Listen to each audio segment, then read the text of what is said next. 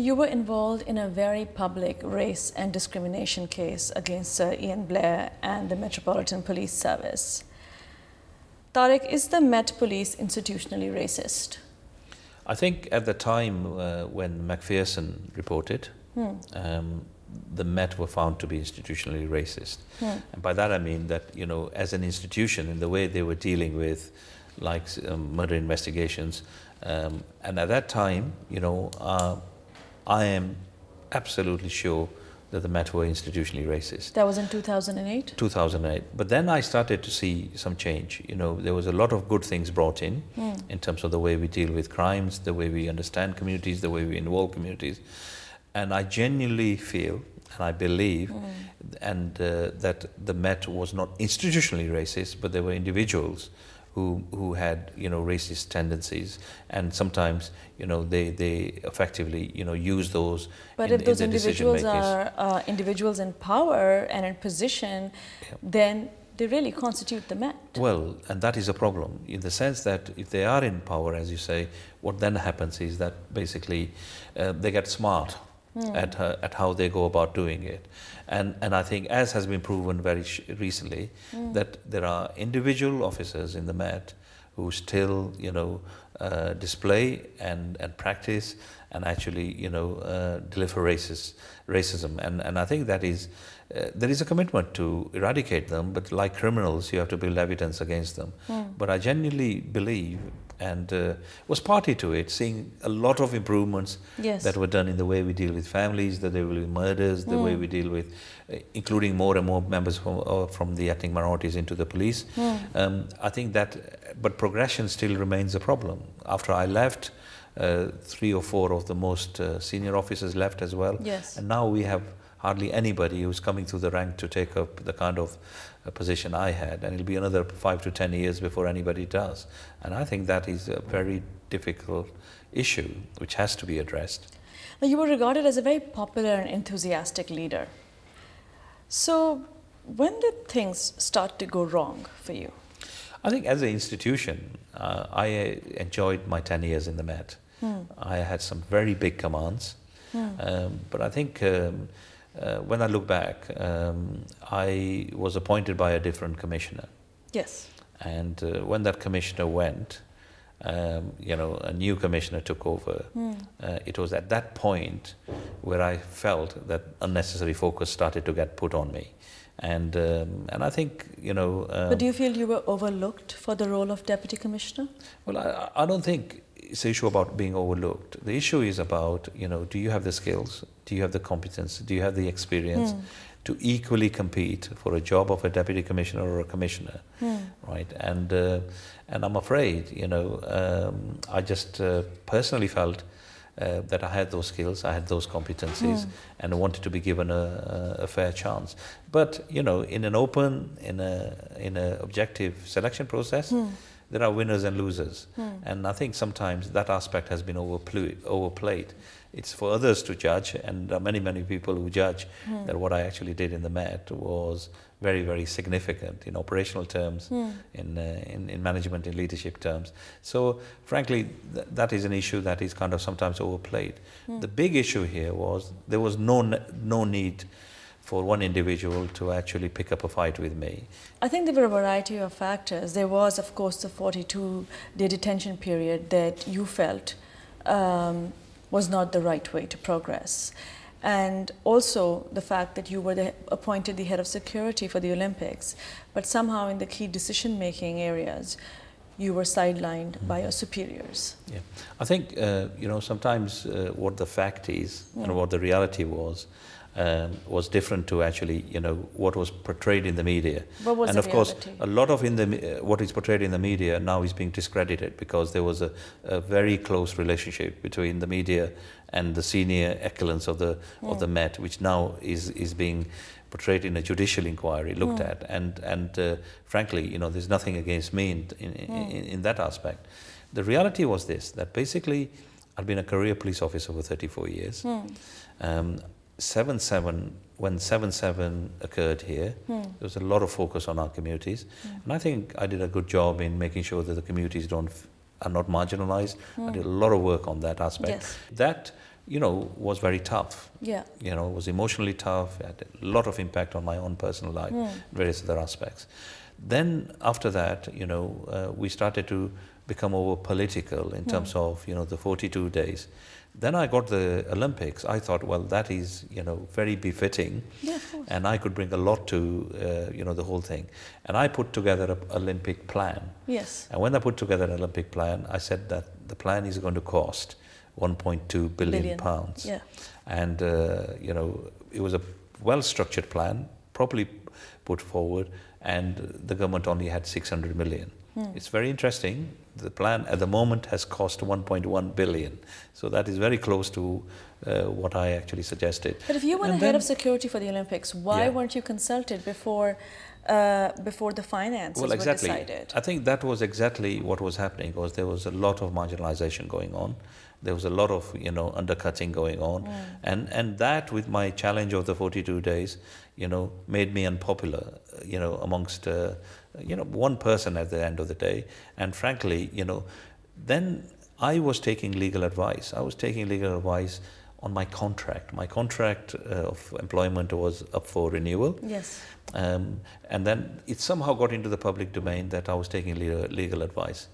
And then, what happened is this person, plus his head of human resources, who's since been discredited, went public. Yes, that's what I was actually coming to, because you filed a complaint at the Employment Tribunal. Yes. So why did you feel the need to go public and go to the press and inform them about it? Because what was happening was there was a huge amount of briefings going on by the Met, and interestingly, some of those people who were being briefed are now subject of appearances before Leveson.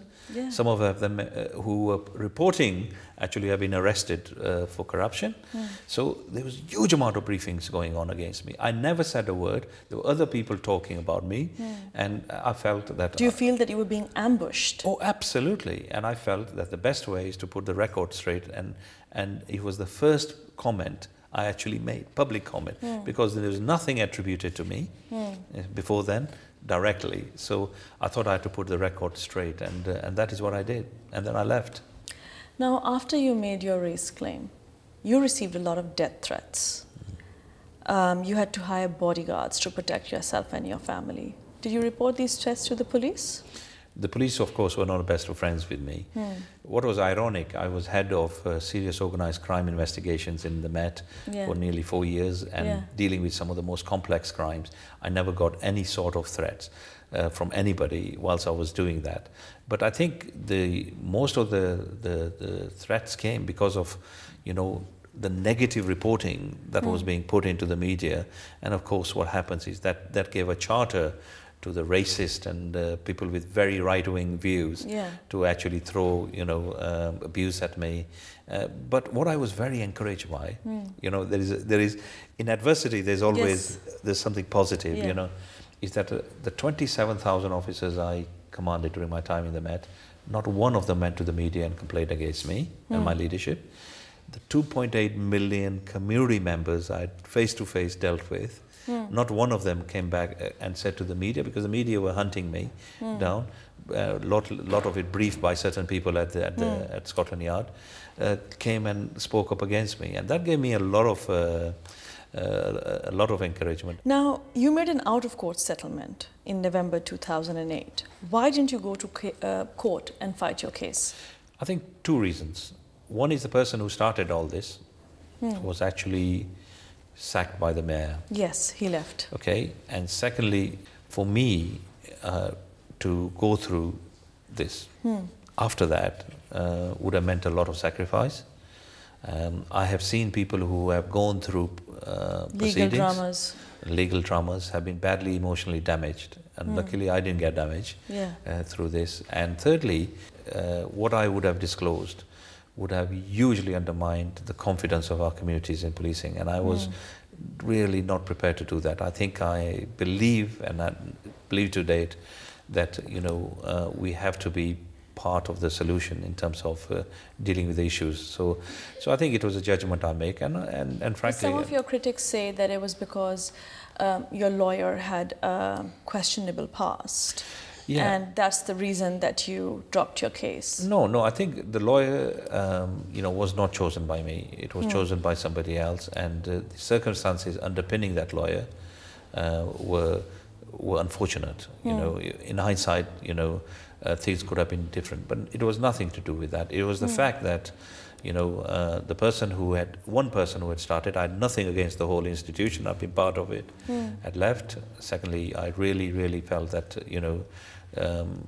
given the profile I had with the communities and everything, it would be a huge dent. And thirdly, I think it was a personal decision to just draw a line. Yeah. But what I can say is that the kind of figures that were put out, that was again propaganda. It was like up to £1 million. Yeah, that was another propaganda by Yes. the Met, and all that is now coming out in the relationship between the Met, the politicians, and the media. And, but was this also a propaganda that some of your critics said that perhaps you used the race card to your advantage, and that you were promoted in quick succession as the Met Police wanted to look politically correct and have a high-ranking senior Asian officer? Well, it's easy to say that, but let's look at the fact. 34 years in policing, 4 different police forces. So I, in experiential terms, worked in every different policing environment. Graduate level in terms of I got my Queen's Police Medal for an operational aspect in relation to policing Westminster. Overseas experience, double graduate of the FBI Academy. Commended many times. Huge amount of awards, three doctorates, etc. People don't give this just for out of nothing, because you have to prove and give facts. So I think this was a convenient label for people to add, really, that I was promoted beyond what I could have achieved. I could have achieved, and people who work with me and others could have achieved a lot more. So I think it's totally unfair in terms of doing that. But of course, that was part of the hysteria and briefings that were being given to the media. But Tariq, you weren't the first officer to sue the Met Police. You helped ease the return of Sergeant Verdi, who successfully sued the Met Police for unfair dismissal. In fact, he kind of sued them repeatedly quite a few times, and he was successful in his legal action. Does the Met Police not learn? Well, I think, learning takes place, but it's not sustained. Over a short term, we learn and then we move on, because that's the way the policing operates. And then we make mistakes, we move on. What needs to happen is that the corporate memory of all these cases needs to be digested by leaders. Tariq, we'll go for a short break. See you soon.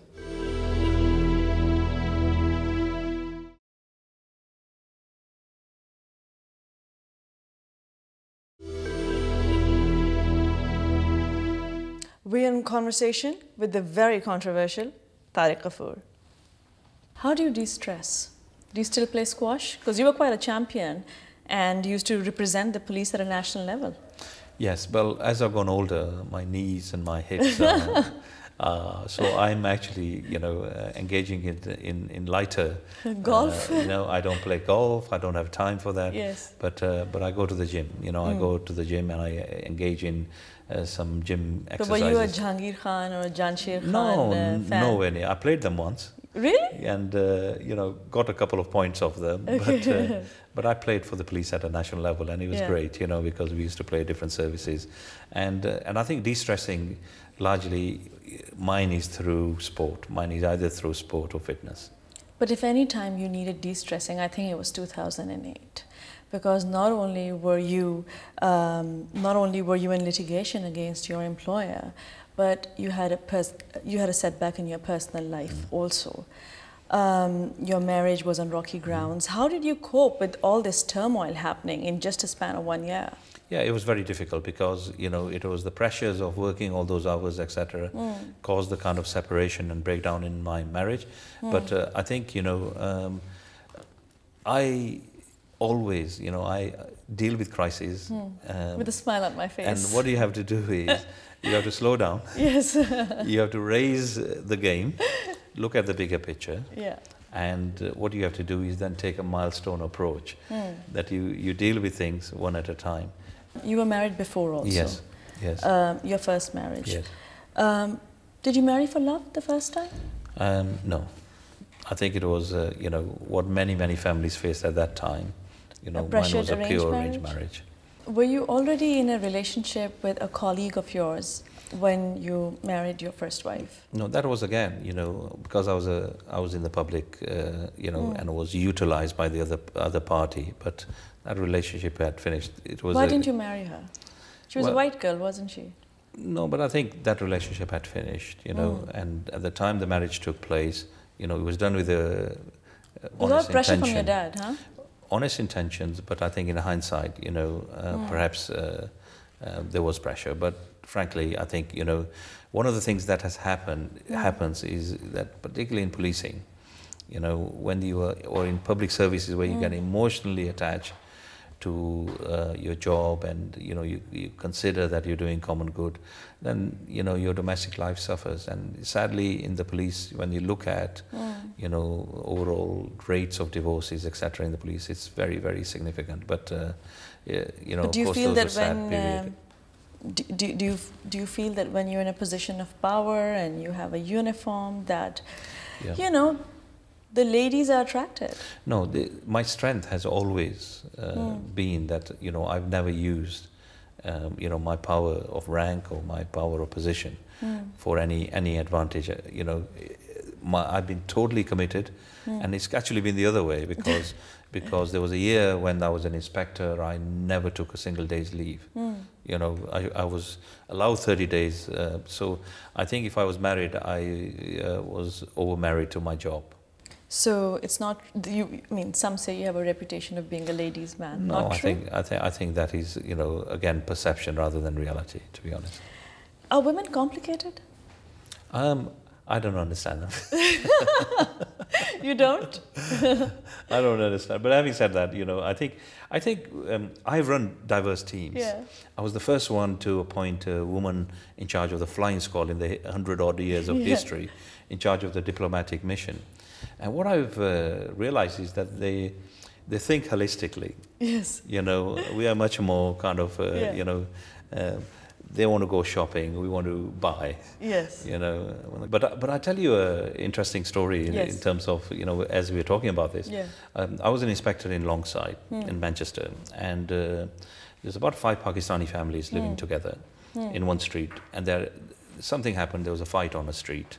So the men were fighting on one side, the women were fighting on the other side. All my officers who came there were white officers, and of course they separated the men, and the women continued to fight. And I arrived on the scene, and they didn't want to do anything. They didn't want to touch the women. So I said to the van driver, just get the van, open the doors, and I shouted at these women in Punjabi. What did you say? Well, I said, 2 minutes hai. ਜੇ ਆਪਣੇ ਆਪਣੇ ਕਾਰ ਦੇ ਵਿੱਚ ਨਾ ਗਏ ਨਾ ਤਾਂ ਮੈਂ ਵੈਨ ਦੇ ਵਿੱਚ ਸਿੱਟ ਦੇਣਾ. Right? And suddenly they all looked at me, wow, they disappeared. Right? And so these officers said to me, what the hell did you do? I said to them, that's the reason I'm an inspector and you are constables. The moral was that, I don't understand, but I think there has been difficult periods. I have to acknowledge that. But I think some of the perceptions are wildly off mark. Now, your second marriage of 20 years failed. Did you fall out of love? I think I came to London and, as I said, 7/7 took its toll because 24 hours I was working. And, you just drifted apart? And just drifted apart, yes. Is it because you fell in love with someone else? No, that was after the marriage finished. So your relationship with Rubina Haider did not end your marriage? No, we're married. We're a couple together. Are you married? Yes. Oh, when did you guys get married? Yeah, about 2 years ago. Oh, okay. Is monogamy natural? No, it's emotional. What do you mean by that? Well, I think any relationship is about emotions. Would you call yourself a very emotional man? I am emotional in some aspects, but of course, When it comes to matter of the heart, are you an emotional man? Well, I think so. Yeah, I think I'm a deeply emotional man in that aspect. But when I see, bad things, because the type of profession I've been part of, in some places I can be unemotional. But I think where feelings are involved, I'm very emotional. So what does the future hold for Tariq Ghafurs? To be honest, I've realized that I've got a huge amount of knowledge.